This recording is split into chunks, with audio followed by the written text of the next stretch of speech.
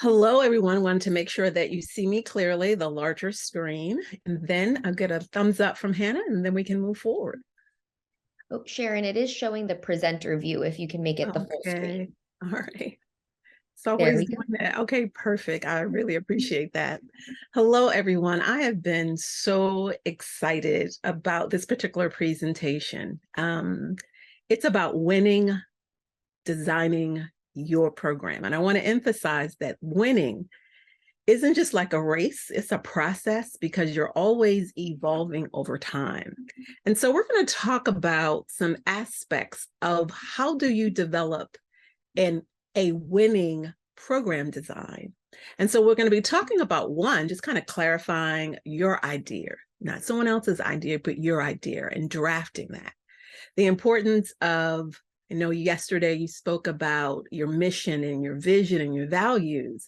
And today we're going to focus on goals and the difference between goals and an objective, but then how powerful it is to also include that strategy for both. We're going to explore not just your motives and motivations for designing a winning program, because you want your outcomes to be positive, you want them to be impactful. But we're also going to talk about the capacity of your organization, right? Or the sponsoring nonprofit that you're working with. What are their motives and motivations? Looking at capacity and looking at what I call investment worthiness. And then learning a term, particularly when we talk about those common aspects of what is a program versus what is a grant proposal. We'll kind of make some variances and differences between those two. But we'll also talk about social return on investment as a mentality. Most people may be familiar with a return on investment, which is usually fiscal. But so often we focus on money and not necessarily the quality and the impact that programming that's designed well can have, not just on the bottom dollar, but more importantly within that community from a social aspect. And then we're going to talk about what are some possible outcomes when you are embarking upon requesting money and writing a proposal and designing a program that you want someone to socially invest in. So one of the first things that I find is sometimes people can become so consumed with just the money or what is that shining object that they begin chasing all kinds of things. And what happens is they stray away from the real reality of their mission, their vision, and those initial ideas that they had. And so I really caution people, don't chase the money. Don't chase the shiny object. When you are focused on your mission and your vision and your core values, it really anchors you in many ways to always be ready, right? In reference to elevating and evolving your program, the ideas that you have for the program as you're learning evidence-based information as well as experience-based information about enhancing this program that you have and will design. So we talked a little earlier about let's checking ourselves with what are the morals that we're bringing to this table, our motives and our motivations. Particularly, I want you to begin with yourself, particularly when we're thinking about racial justice, and not in a rhetorical way, but in a very sincere way. When we talk about Black liberation, what does that mean? Equity, what does that mean? You may have a mindset and you may have skill sets to accomplish this particular proposal through BCYF, but what is your heart set? What's really motivating you? What do you want to focus and accomplish? And then particularly as it relates to racial justice and human rights and equity, how do you want to make life better? For who and why? And what does that look like? What does liberation look like? Is it freedom? Is it self-determination? What does that look like, particularly from a human rights perspective? Is it peace? Is it a clean environment? Is it a safe environment? So not only you, but your organization assessing, and I don't believe that it should be a one and done. I believe over time, those kind of questions regarding the motives, the motivations and the morals that are invested in doing this type of work is extremely important. So I want to talk about your bright idea. I love this photo that I get a lot of my photos from Unsplash. They're really young and up and coming photographers. But I love this young lady with a great idea in her hand. She is absorbing it. She is really looking at those concepts. She's thinking about the possibilities of what it could be, what it should be. And before we start talking about all the technical things, I want you sitting right where you are and think about your bright idea or your concept. It doesn't have to be a new idea. It could be a new twist. It could be something based on, hey, what's working doesn't work, but I have something that could be better. It starts there. And I want you to kind of think about and kind of go into this picture.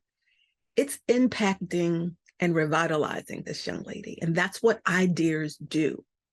Too often, though, what we do is we think our idea isn't good enough, but we haven't even allowed ourselves to go through a process of evolving it and refining it. So please do not discount your idea. Your idea matters. We're going to go through some steps to kind of help us with that particular process. I believe that even now, get yourself I know you have your cell phone or maybe your computer, but I say get a piece of paper, a pencil, a pen, or even after this particular session, you could be cooking and all of a sudden you have your phone and you want to record this idea that you have.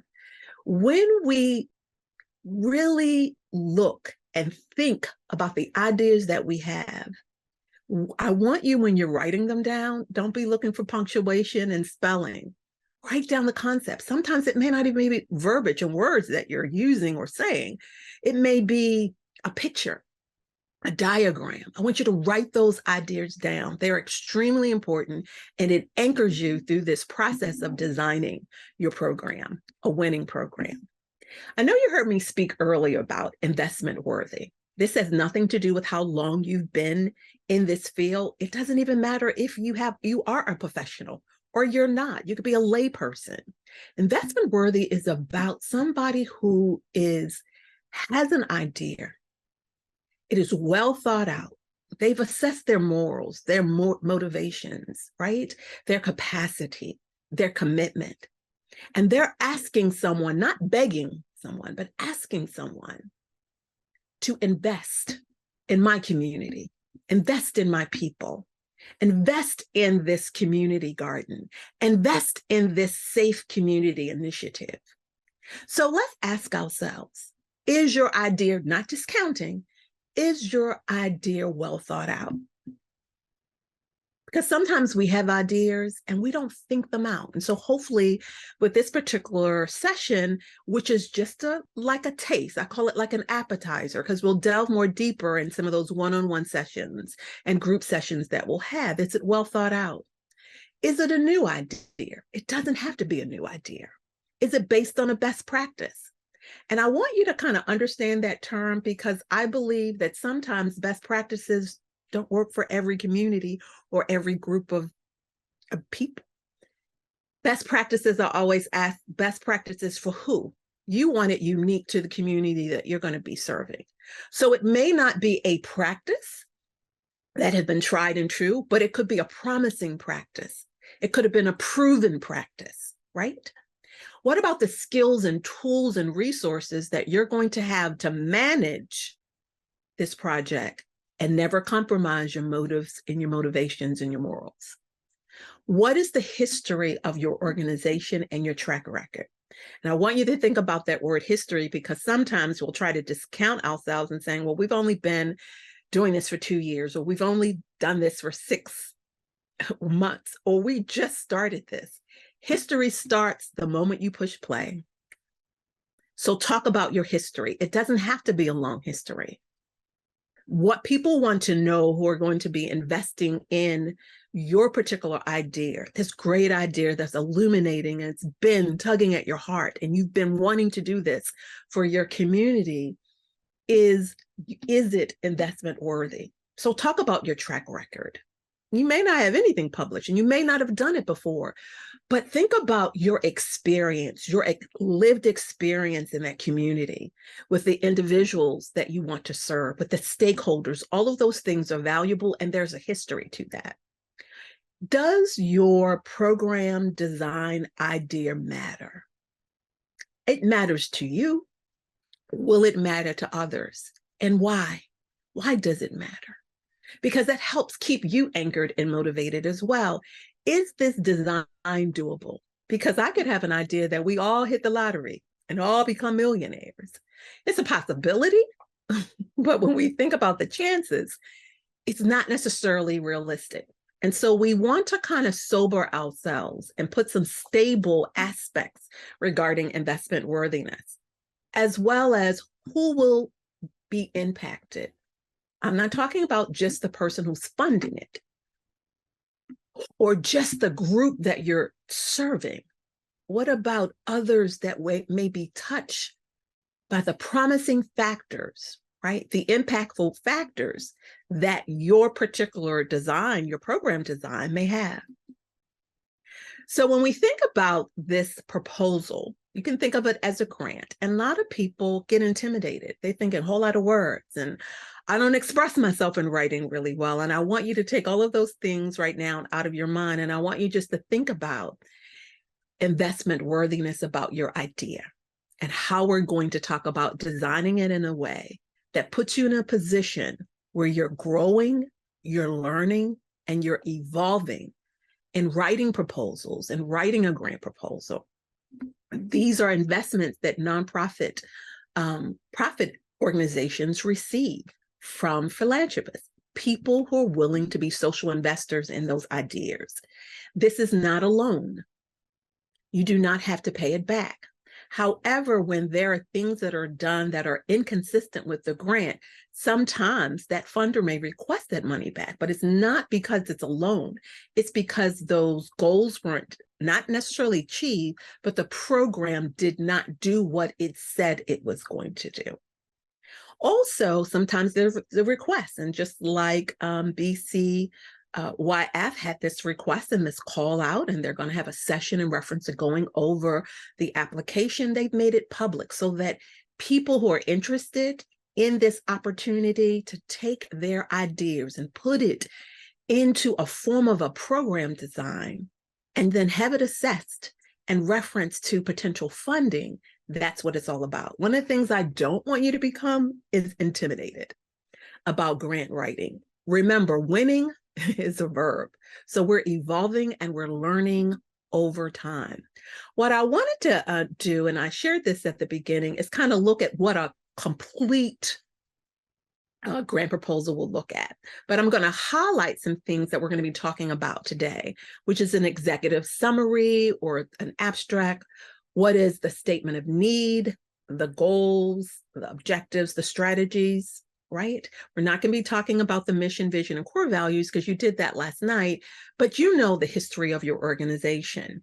We're also really not going to be talking about a lot of fiscal aspects about budgeting and fiscal resources, but really focusing on sustainability of that project and then briefly talk about the fiscal aspect. I know with this particular proposal, that is not something that those who are seeking the funding really need to focus on.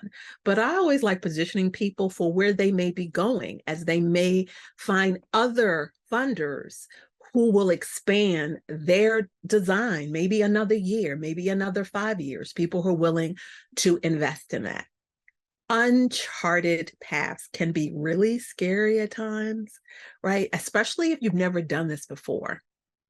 I'm not saying it's going to be easy breezy. What I'm saying is give it a try. Trust the process. Think about your idea and why you are motivated to do that, and even do that now. Even if you're unfamiliar or you have limited experience or you failed at the time, I don't want you overwhelmed. I don't want you discouraged. I want you to think about this road, and it's not the Wizard of Oz, the yellow brick road. It's a road to a path that's going upward. And we want you growing and learning and evolving in this process. So don't put your head down. Don't cover your eyes like you're scared. I want you to be just like that young lady with that brightness of this idea. Open it up and let's go inside and let's unpack some really good tools that we can use to bring that idea in the format of a program design.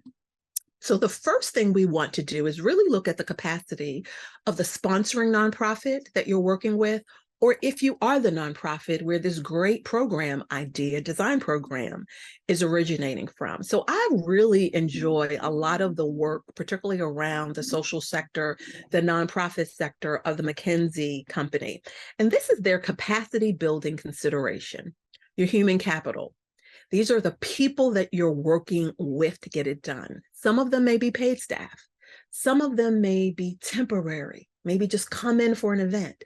It may be an evaluator, right? A bookkeeper. Some of them may be volunteers, but you need to look at the human capital that's going to help you fully implement this winning program design that you want to take from an idea and turn it into a proposal. What is the system that you have in place, your organizational structure, your aspiration? And I want you, at the same time that we're looking at this pyramid and looking at the culture and the strategies and the organizational skills that you have, I want you to think about those things that should be the motivation, the grounded morals, and the motives. Racial justice, the fact that we do not want to do harm in anybody's community, but we want to empower individuals, our youth, our residents, our community. We want Black liberation in reference to equity. We want to help, not harm. We want to heal, not infest. We want to stop the bleeding. We don't want to start the bleeding. And we want something that's sustainable, not just for a year, but when done and repeatedly, it can have a much more sustainable impact within our community, within our neighborhood, among our residents. One of a great way of doing this is doing an analysis. Now, you may be familiar with SWOT and maybe a little unfamiliar with PESTLE analysis models. I really like both of them. They were both discovered by two professors at Harvard University during the same decade. SWOT is what a lot of people do, and it's quick and it can be very effective. You're looking at your organization internally and externally, from the inside and the outside, and you're looking at what are your strengths. Please do not be shy. What are the strengths that you have? It could be your 40-year resident. What are your, I don't like the word weaknesses. I like using the word challenges, but for this particular, we'll just say, what are your weaknesses or challenges that you've never done it before? That the community is changing so quickly, you don't even know if the timing is right for it. Opportunities. Guess what? The BCYF Fund is an amazing opportunity where philanthropists are coming in and saying, we want to level this playing field. We want things to be fair. We want to make sure people have the skill sets and the confidence to try it and go for it. And we're going to provide technical assistance and training to help them along the way as they prepare and learn about program design, develop and submit their great idea. What are the threats, internally and externally? What's unique about PESTLE, and I think you actually can do it both, is that to me, it really upgrades your analysis by not just looking internally and externally, but actually looking at factors. The P is for political, the E is economic, S is social, technical, legal, and environmental. It gives you a much more comprehensive assessment as you're doing some analysis. And when we talk about political, we're not talking about politics.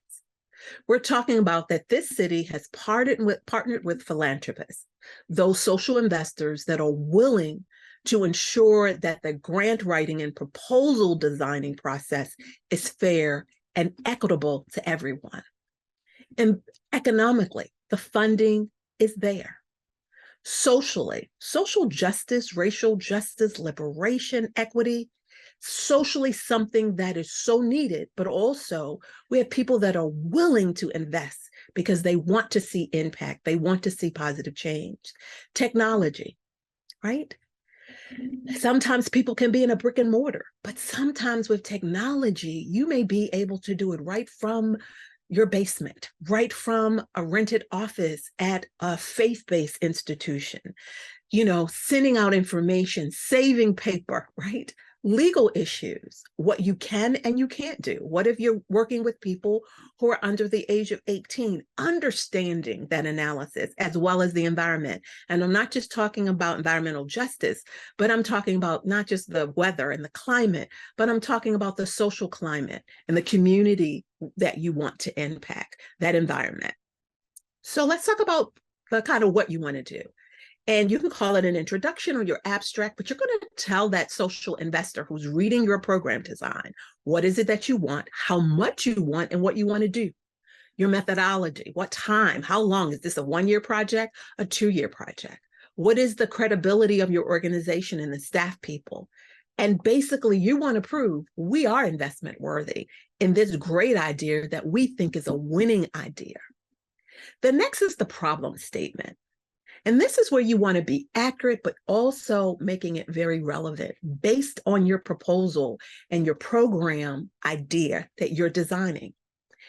It needs to feed upon and expand upon that introduction or that abstract that you just did. And you want to start giving some receipts, right? Some data, locations, right? You want them to see that number that you're asking for in reference to the amount to underwrite this great idea that you have. But what are you going to do it? Where are you going to do it? And how are you going to do it? What is the problem? And how is your idea going to help chip away and bring forth some solutions to that? You want to really emphasize demographics. You even want to maybe compare your zip code to another zip code, or your zip code to the city of Baltimore, or maybe the surrounding counties, or maybe even nationally. But you want to talk also about the history and the reflection, and bring the data, bring the research with you to really talk about that problem and how your idea can be a solution. So now we're going to be at the place where we're talking about developing those goals, the objectives, and the strategy. The goal states the problem that you intend, what you need to do, what you want to do, and how you're going to accomplish it. What you intend to do and how you're going to accomplish it. Those objectives are going to be very targeted and very specific and very measurable of the steps that you're going to take to enforce that you are positioned to accomplish that goal or goals that you have. They're going to be outcome concepts. They're going to be clear and measurable. They're going to be specific. They're going to have quantitative kind of numbers to them. And they're also going to be kind of framed in a way that someone can evaluate it. There's a method for them to evaluate it. People often talk about the goals and objectives, and they sometimes forget the strategy, which is the how you're going to achieve it, not just what you're going to do, right? And how you're going to represent it and accomplish it, those goals, but the strategy that you're going to use. I love this diagram because it allows us to see the goal. But that goal is connected to the strategies, which is that progress that's going to be required. It's not going to occur overnight. And so you need to phase those particular aspects of what you want done. The strategy is part of these objectives, but the strategy is the dark part. And that arrow is how we want to aim to get to it. Let's be quite honest. There may be people who start this, they are funded through a social investor like BCYF, and they reach right here. It's not a failure. There may be some people that go straight to the middle. We want us aiming at it. We want to hit our targeted goals. We want to hit our targeted objectives based on the strategies that we have developed. The program description and the methodology, the two words really are synonymous, but we're going to use program description, which is going to be detailing, right, answers to those objectives that we said we want to do.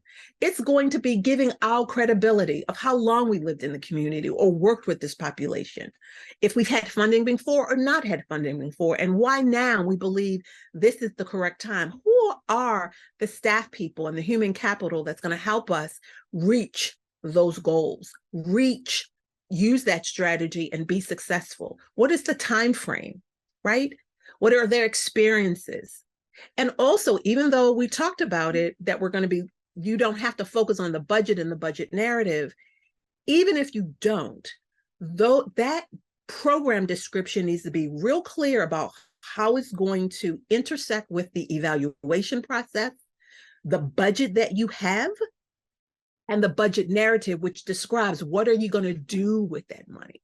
So even though with this particular process, you're not going to have to focus on the fiscal aspect, but that evaluation aspect should speak. And I want you to begin to see that these connect to each other.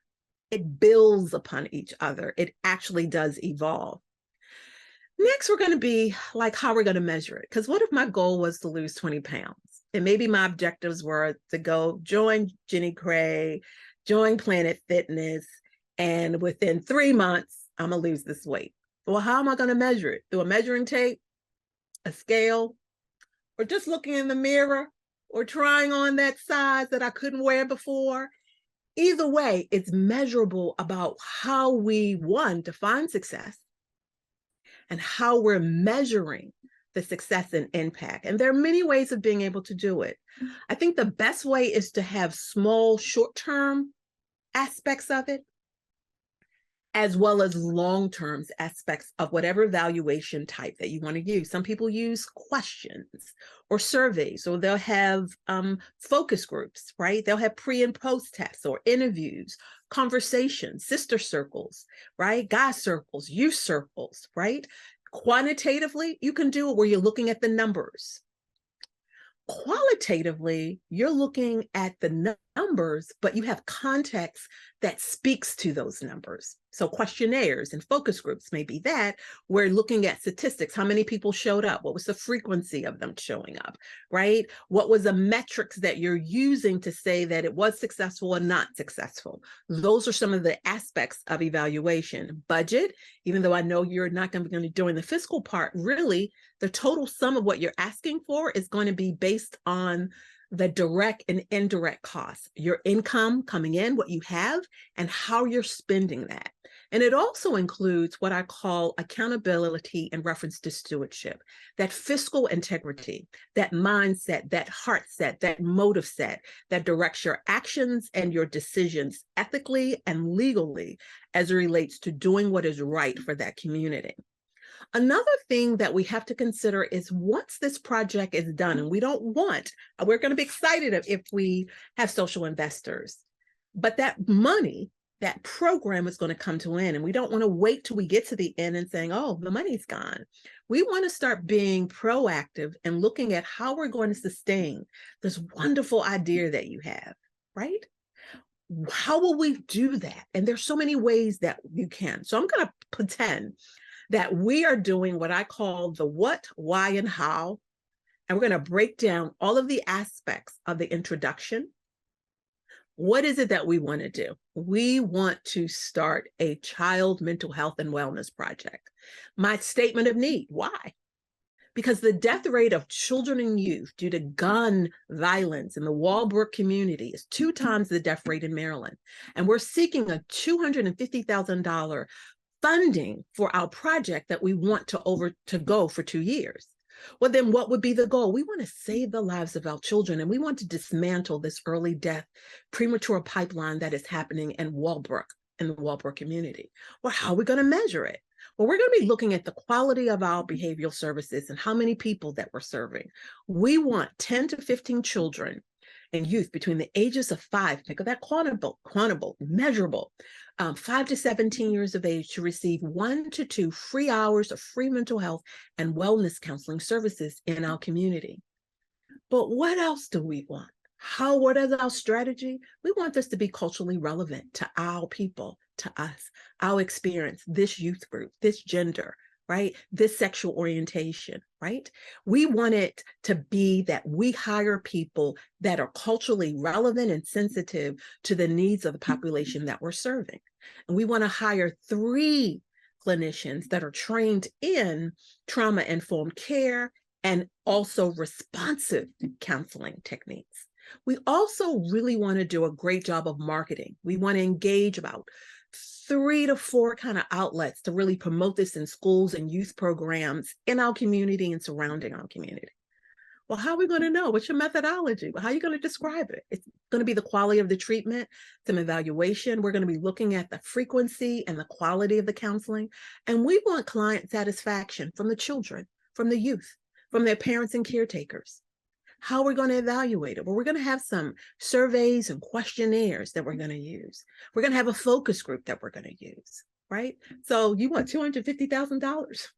That's $250,000. What you going to do with it? We're going to hire quality counselors. We're going to hire some life coaches, some staff. We're going to get the technology that we need, the services that we need to market this. How are you going to sustain it?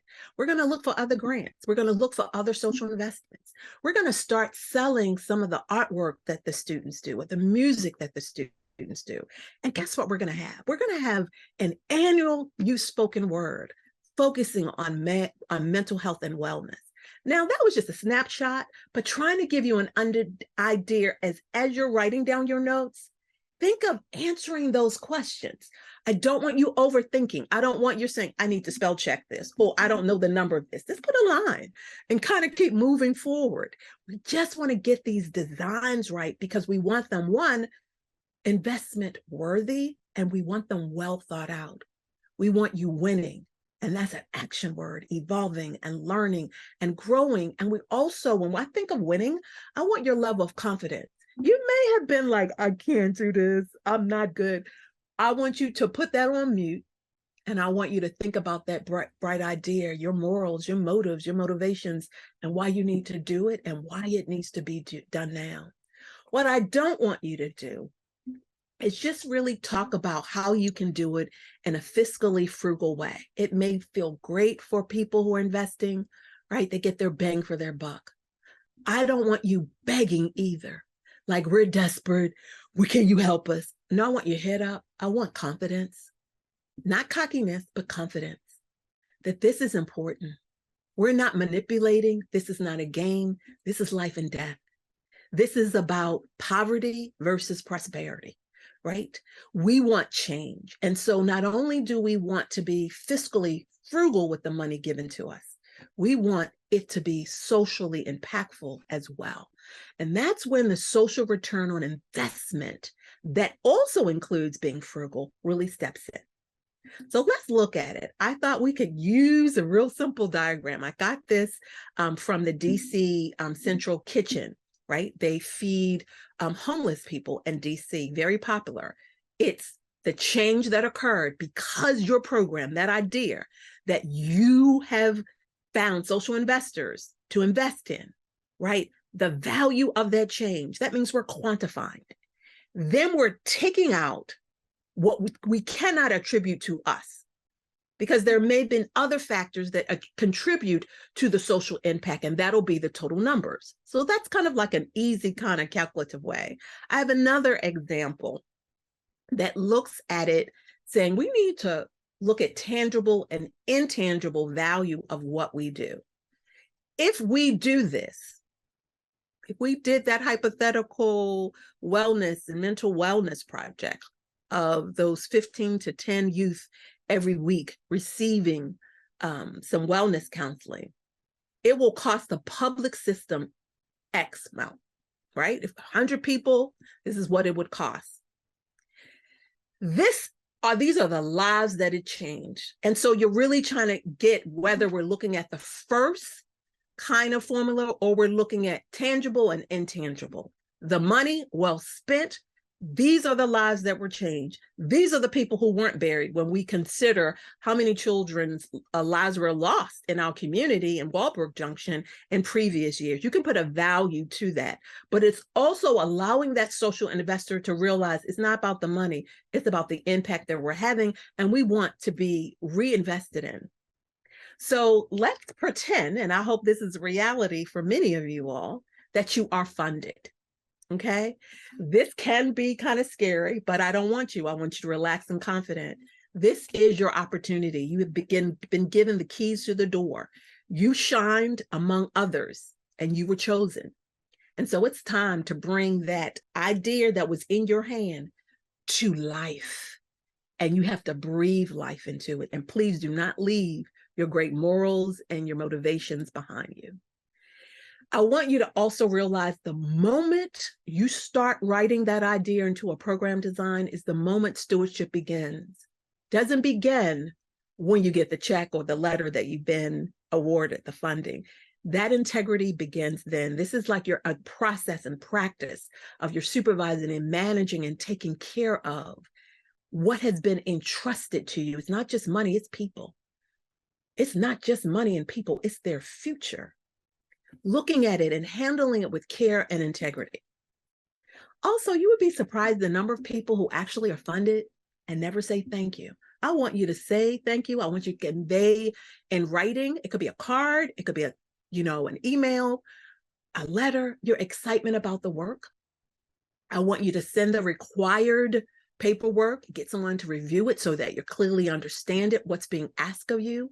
Make sure those quarterly reports that you would have to do with BCYF are done in advance, right? That they are correct and they're submitted on time. I want you to know beforehand, during, and after what you were obligated to do, what you said you were going to do, what you did, what you didn't do, and what you were not allowed to do. I want you, when you talk about these reports that you're giving that program officer, don't just talk about all the things that are shining and went well. Be honest about what didn't work well and how you pivot and change and what those outcomes are going to be, or how you thought this was going to be the outcome, but it wasn't. But in next year or the next quarter, this is what we're going to try, and give some rationale. It's about being honest and transparent, not just talking about the shiny things, because we learn. I don't know about you, but in life, I learn from the mistakes more than I learned from my successes. And what happens if you are rejected? It does not mean, do not take it personal, do not get your feelings hurt, that your winning program idea and design was not investment worthy. I encourage you to still send a thank you letter, because that's part of your morals, your motivations. This is part of your commitment. Ask questions of how you can improve if you were to do it and submit next year or during the next opening cycle, or how you can improve it, or do they have other funders or social investors that they could recommend you to. Sometimes social investors will provide you that detail. Sometimes they have so many people that they're rejecting, they really just don't have the manpower to do that. But I want you to go back and look and see things that you could improve when you're doing that reassessment. So some kind of things I want you to really focus on when you get the packet and you've gone to those sessions and understanding the application of BCYF, right? I want you to first look at the instructions. Do not get overwhelmed. Do not. Relax. Take some notes. Write them down to your understanding, right? When you start writing, keep it simple. State it, support it, and then go to the next point. Don't be long-winded. Don't try to sound like a scholar. Sound like you. Don't exaggerate. Don't even lie, right? When you're talking about that problem statement, stick to the facts. Don't use vague or doubtful words like we might. This is the way it should be, and hopefully we will. Write with confidence about your ideas, right? Because your ideas matter. Use terms that you know and you could talk about and explain if you were asked. The proposal should be readable, right? Not missing any pages. You should follow the directions and be consistent throughout. And once you submit it, proofread it, right? Submit it. 2 eyes are better than 1. Relax and do not overthink. Your idea is investment worthy. And as we kind of come to an end, kind of looking at the time, because I do want to have some time for us to kind of talk and dialogue. And if you want me to go back to another topic, I'll be happy to do that. Some takeaways of designing this. And I was looking for a picture, right? And I saw this picture in Unsplash. I really love it. I hope you guys check it out and really support some of these young photographers. I just love the expression on her face, like, why not me? Why not try this? Okay, I did it before, it didn't work. Or I tried a grant and I don't know, I'm kind of like feeling insecure. I want to do this for confidence. And I want you to ask yourself, if you are feeling uncomfortable or you're feeling shy or like, I don't know, it's other people applying and they have so much more experience than I do. What is it now? Meaning life in your community, life of the people that your idea wants to serve. What is it now? What could it be? What should it be? If we were looking at that hypothetical example of the mental and health and wellness project for the community in West Baltimore, Walbrook, which isn't far from where I was raised at. I would say there should be nobody that young dying prematurely for something that is preventable, gun violence. This isn't a disease. This isn't something that's incurable. There are solutions to this. I want you to think about that. This is what I'm talking about, anchoring those motives, those morals, and those motivations, and start thinking of not dimming your light, but illuminating that light of that idea and formulating it in a way that puts you in a winning position of learning and evolving over time, whether you're funded this time or not. And then think about not just what it is now in your community and the people that you want to serve and what it should be, but what will the future mean for your winning program? How does this change the game? How is it saving life? How is it bring equity and racial justice? How is it uplifting liberation and equity? And I want to ask yourself, why not try? Why not put forth the effort, just like that individual that's here perhaps and have no experience and no history in submitting a program design? Why not now? Don't talk yourself out of it. Talk yourself into it. Have the level of confidence that you need because you can do this. Again, what are your racial justice liberation motives and motivations?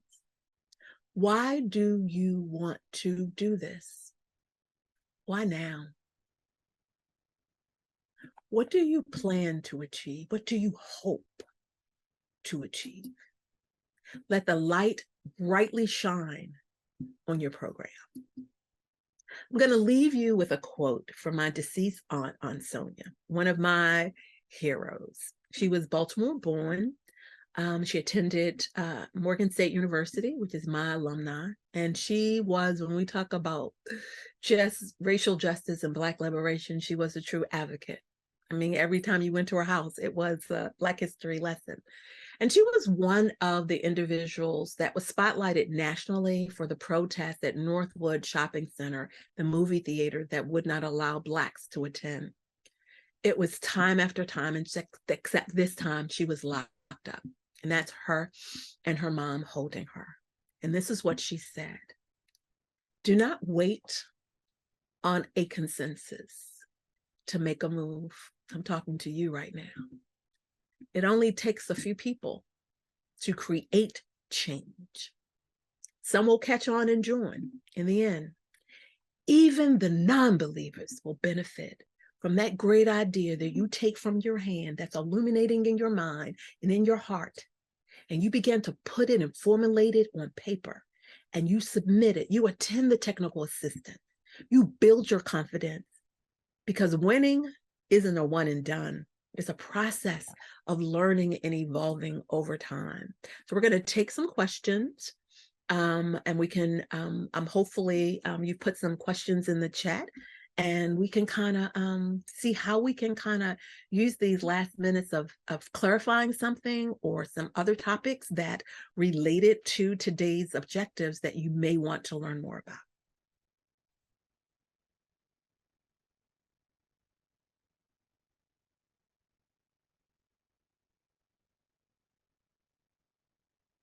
Do I need to stop sharing or should I? Any questions? I'm not seeing any questions yet. Thank you so much, Dr. Sharon. That was wonderful. Cecile in the chat said, thank you so much for all of this. It was so inspirational. And I agree, that was a wonderful presentation. I'll give a couple more minutes. If anybody has any questions, feel free to put them into the chat, or you can chat me privately if you prefer, and I can communicate it to Dr. Sharon. That's up to you. Caitlin also said, thank you. This has been very helpful. Thank you, Caitlin. Thank you for joining. Wonderful. So if anybody does have any questions, again, will leave the chat open if any questions come through, or feel free to unmute yourself and ask your question directly.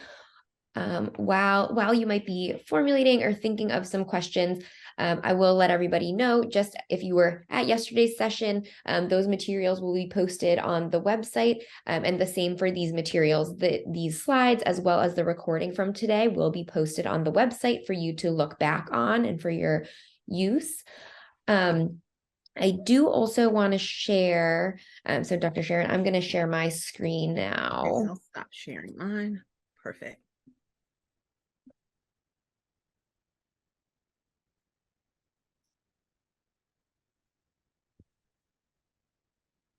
Let's see.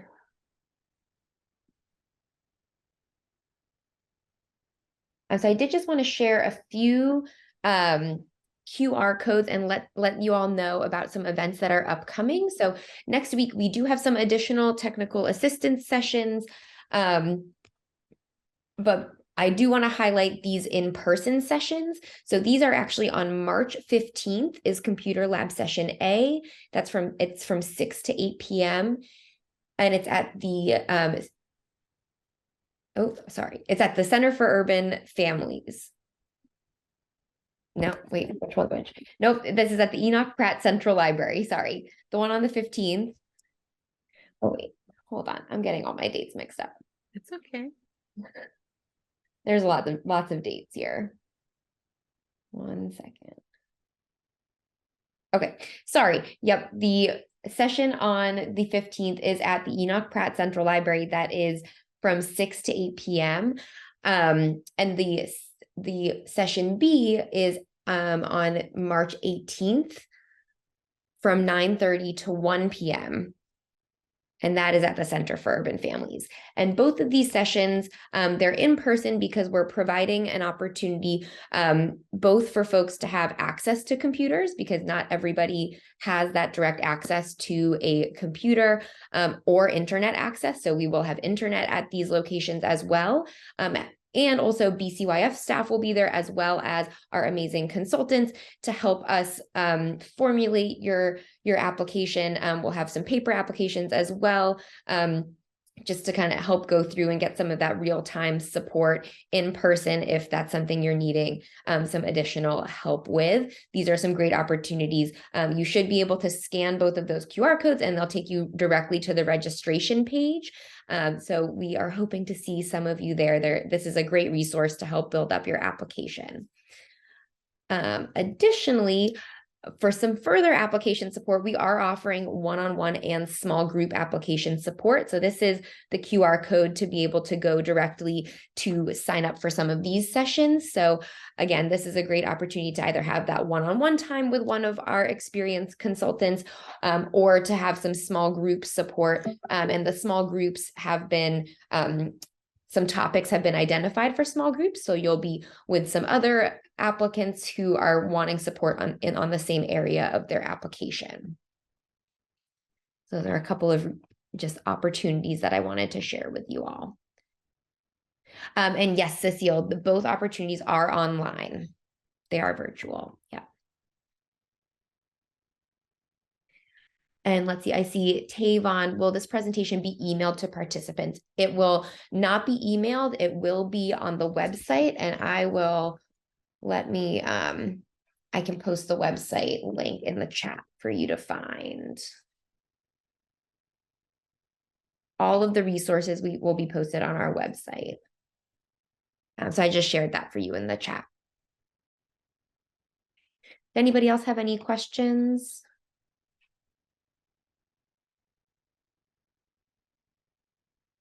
All right. I did also just want to share one more link, and this is for the, let's see. And this is just the final link I want to share with you all. This is for just the session evaluation form. So if you are attending tonight, I would greatly appreciate if you could take a few moments to complete the evaluation form. Your feedback is so helpful as we formulate future technical assistance. All of your feedback is very much appreciated, and we really do take it into account as we formulate these programs going forward. So if you don't mind taking a few moments to do that, I would very much appreciate it.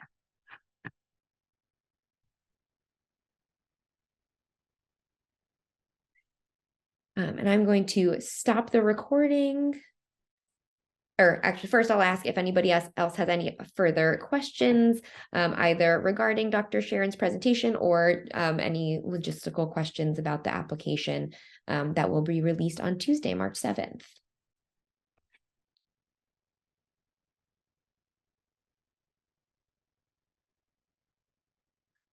Thank you, Lori. Thank you, everybody, for attending this evening. So I'm going to go ahead and stop the recording.